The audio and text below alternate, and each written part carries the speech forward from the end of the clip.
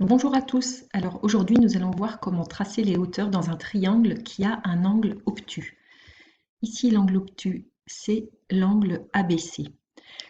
Pourquoi est-ce que c'est un cas particulier? Eh bien, tout simplement parce que certaines hauteurs ne sont pas à l'intérieur du triangle. Alors, on va commencer par le cas facile, c'est-à-dire la hauteur justement qui passe à l'intérieur du triangle, qui passe par le triangle.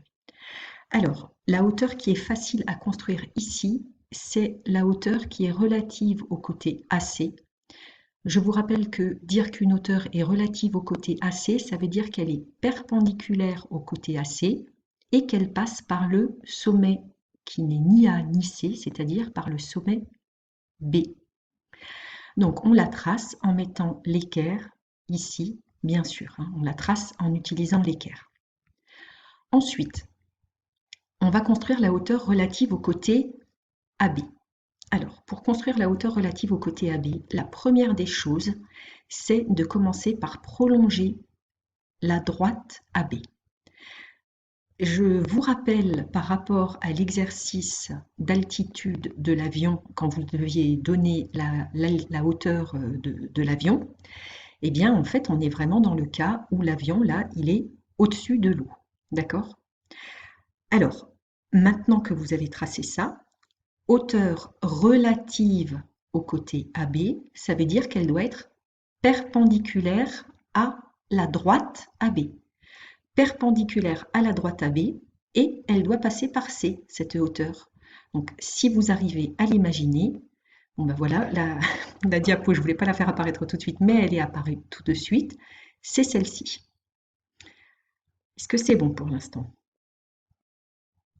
C'est bon? Donc, elle passe bien par C et elle est bien perpendiculaire à la droite AB.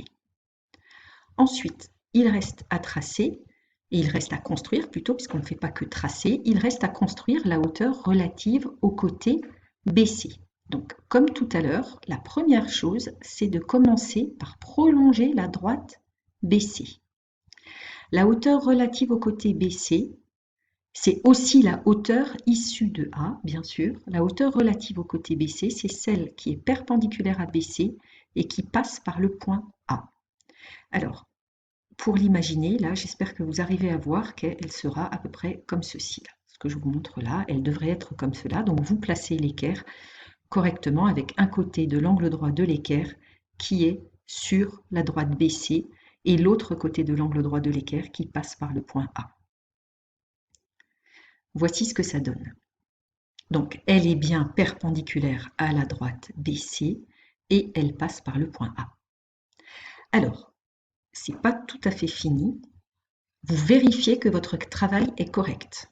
Vous l'avez vu en recopiant la leçon, les trois hauteurs doivent être concurrentes. Concurrentes, je vous rappelle que ça veut dire qu'elles se coupent en un même point.